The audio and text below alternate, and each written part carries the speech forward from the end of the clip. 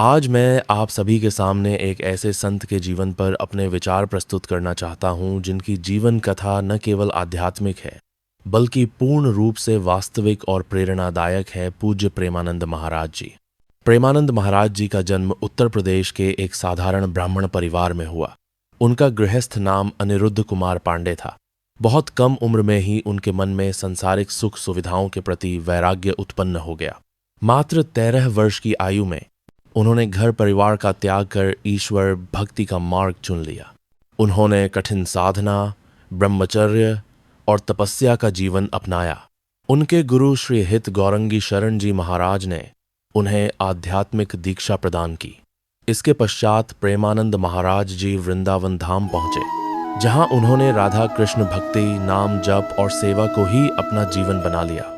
आज वे राधा वल्लभ संप्रदाय के एक प्रमुख संत हैं। उनकी वाणी में न कोई दिखावा है, न चमत्कारों का व्यापार। वे सिखाते हैं सच्ची भक्ति, सरल जीवन और पूर्ण समर्पण।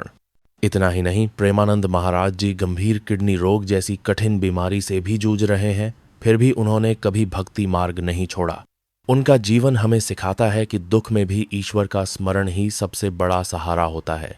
उनकी जीवन कथा कोई कल्पना नहीं, बल्कि एक सच्चे संत का संघर्ष, त्याग और भक्ति से भरा वास्तविक जीवन है। ऐसे महापुरुष समाज के लिए प्रकाश स्तंभ होते हैं।